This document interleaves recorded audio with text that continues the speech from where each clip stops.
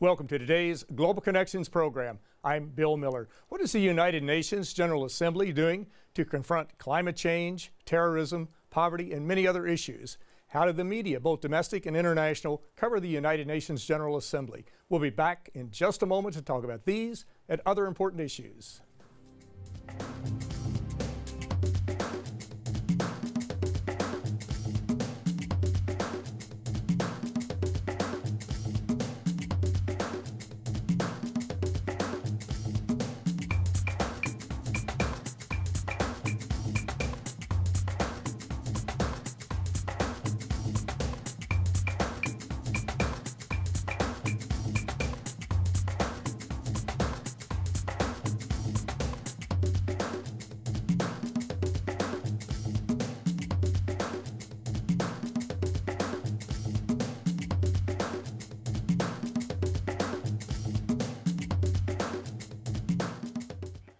Welcome back to our program. The United Nations General Assembly is one of the 6 organs of the United Nations.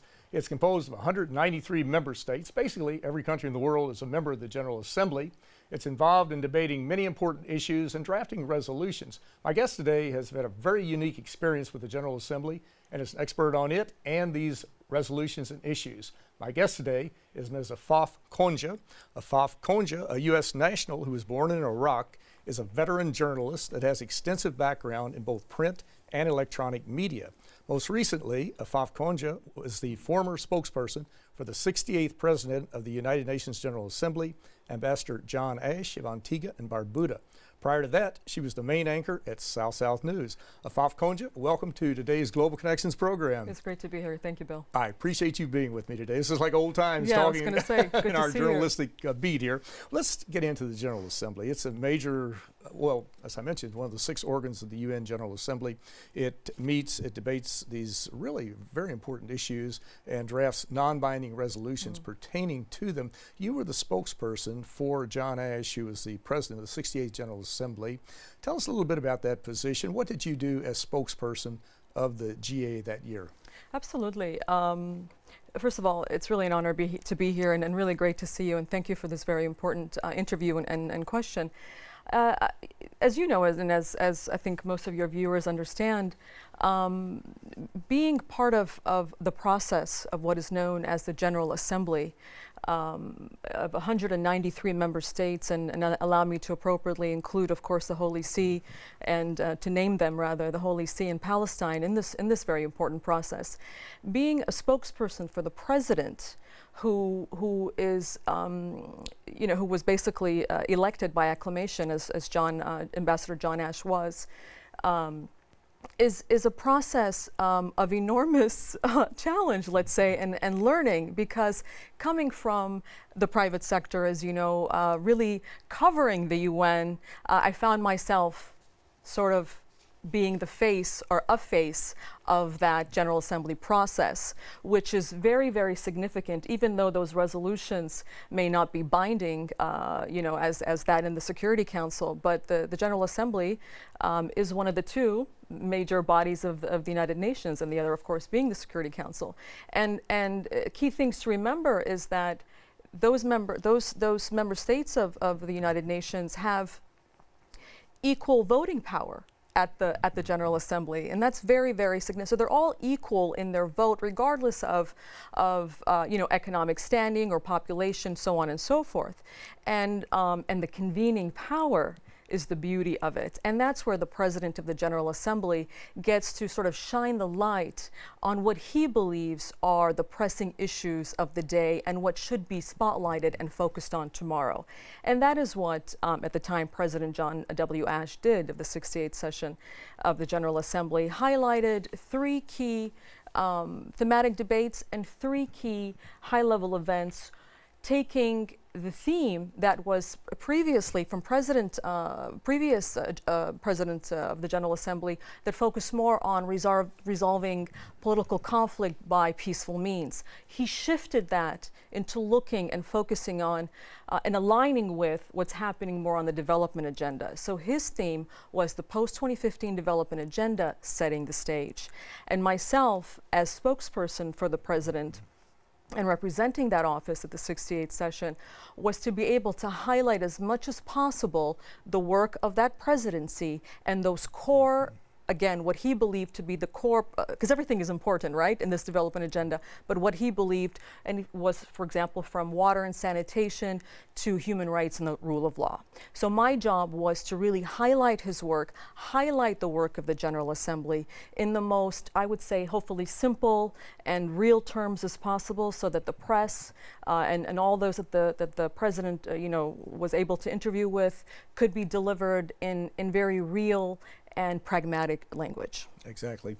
And of course, the post-2015 development agenda builds on the Millennium Development Goals, which were to reduce poverty, to promote universal primary school education, to empower women, to promote sustainable development, to develop international partnerships, reduce infant and maternal mortality rates, reverse the AIDS pandemic. And then we're going to have 17 of these sustainable development goals going into the future. When you were looking at these themes, is there some way, I know getting countries to commit to participate in the post-2015 development agenda is very important. Is there some way to measure how effective it was? I know when you're discussing these issues, you can see, well, resolutions are adopted and countries abide by them. They don't if they want to. And so is there some way to determine the effectiveness? That's kind of a nebulous issue, isn't it, when it comes to that? Absolutely. Well, I guess I could address that in a number of ways. Looking at, as we know, most of us know, a number of the agenda items of the General Assembly actually cross over to the following and the following and the following sessions, right? But in particular to the 68th session, a lot of agenda items were added to the regular working items of the General Assembly. We ended up with 173 agenda items for the General Assembly, and we ended up resulting in 310 resolutions adopted by the General Assembly. So you can imagine the amount of work and inertia that went behind all those resolutions that were ultimately adopted. And there were a number of firsts for this presidency too. If I may mention, he was the first to have a Facebook account. He was the first, we decided to do press kits and not press packages, not press folders with a lot of papers, and those are expensive. So we decided just to do a small postcard that would lead everyone online. So also becoming more sustainable, kind of walking the talk, if you will. The first ever 2 meetings with the civil society. He did 2 interactive briefings with civil society designed to include their inputs electronically, and of course during those sessions that would feed into at the time the Open Working Group on the Sustainable Development Goals, and of course the Financing for Development group as well. So some very pragmatic steps that you can in fact measure, especially because they were the first of and never done before. Exactly. And these issues are so important, and the General Assembly plays a key role in dealing with climate change or empowering women, but we all have a role to play. Non-governmental organizations, private sector, everybody has a role to play in achieving these goals. The job you had was very challenging, I'm sure, and you put in a lot of long hours, that type of thing. What was sort of a typical day, not to go into great detail on everything, but a typical day as spokesperson for the President of the 68th General Assembly? Well, you can imagine the learning curve, right? Coming in I can imagine. as a journalist, and then finding myself a spokesperson. And I remember a moment when President Ash just before he was elected, he looked at me, he said, "I know you have what it takes." It was almost like having your mom or your dad, and not to say that he's a father figure to me, but he's a role model for me. So to have someone like that look at me and say, "Let's get the job done," basically, you have no choice. You just have to honor that and go with it. So a typical day, well, first of all, that first week, 2 weeks of it was just a whirlwind of some of the most interesting meetings that I, at least at that stage in my life, was honored to be a part of. So many heads of state and government you literally would see back to back.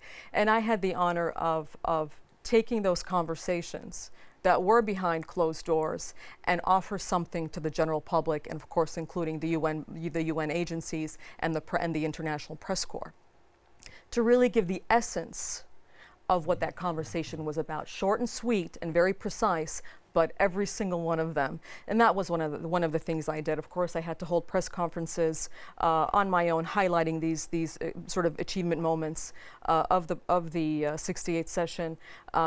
Schedule all the interviews, as you know. We had one with you and a number of other entities. With inside and outside the UN system, and of course with him just creating the PR campaign around it, all the media as well. I made sure that, for example, our webmaster was also a photographer, so that he can take pictures, so that we wouldn't, we would just be ready if so many spontaneous moments occur. So to have that right there, and to be able to give it to the public in real time is it's priceless. It certainly is. And our viewers can go to www.un.org if they'd like to learn more about the General Assembly, or just Google UN General Assembly. Yep. The General Assembly, it does not have the power of the Security Council. The Security Council is the most powerful entity within the United Nations system because the resolutions are binding.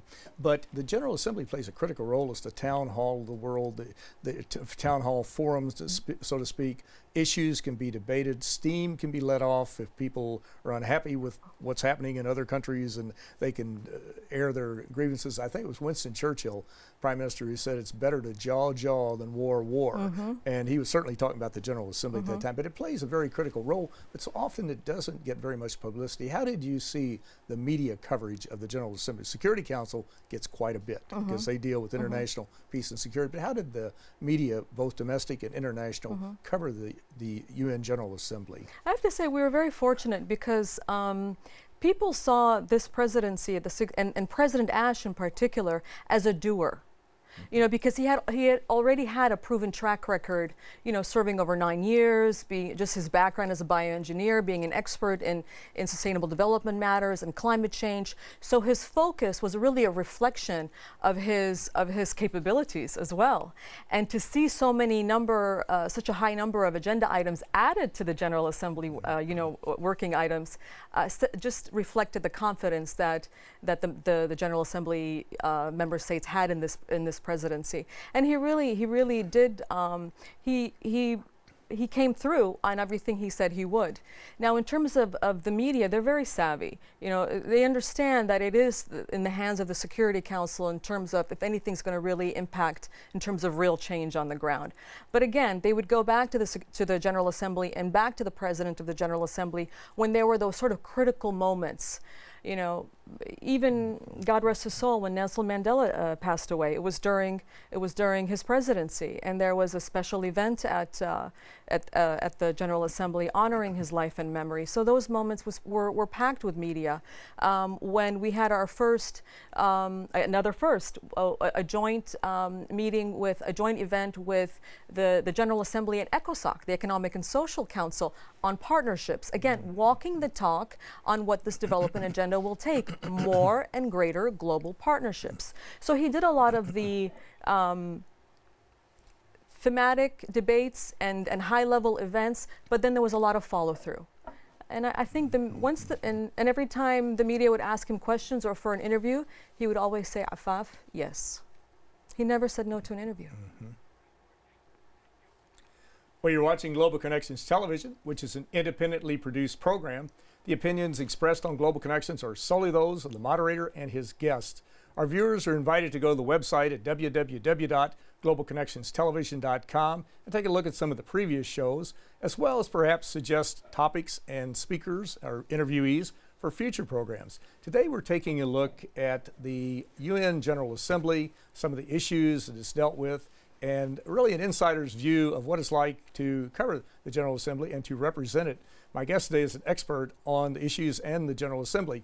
My guest today is Afaf Konja, a veteran journalist and former spokesperson for the president of the 68th UN General Assembly. Afaf, we're talking about the General Assembly and the coverage, the media coverage. Now, there's one group that you were the main anchor for many years, South News. I still work with South News and do high-level development talks, interviews, that type of thing. That group has focused. A lot of organizations don't focus specifically on the United Nations and international issues. The South News has certainly been a different type of media outlet. Why was it important for South News to cover not only economically developing countries, but also to cover the panoply of events at the United Nations. I think if we can sort of go back to the South-South News model, which I personally feel is quite brilliant, not only do they cover development, which is really refreshing, because we all hear so much about what's sad and tragic in our world, but to focus on what's positive and growing, it gives us back that hope and inspiration that every human being really needs and desires, even just to get on to the next day.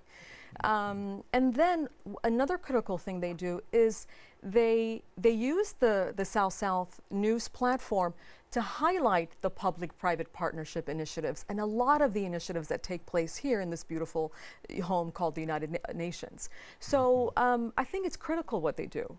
And I understand that they're sort of reorganizing and making it bigger and doing a South-South media or something like this. But the whole point of that network and why I joined them is because it's refreshing to cover what is good and productive in the world. It truly gives hope and a sense of a future for human beings, and we all need that. Exactly.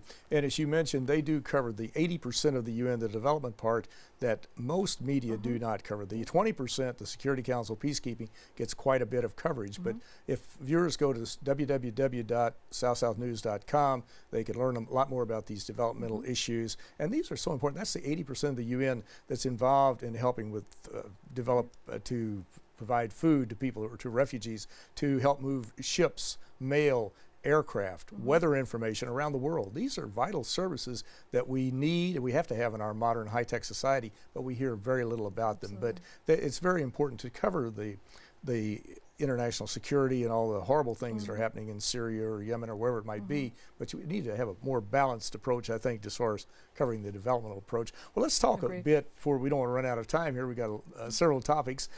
When you were the spokesperson, you encountered a wide range of people. You met leaders, heads of states, celebrities, different people like that. Are there one or two that really stand out that perhaps made a significant change in your life?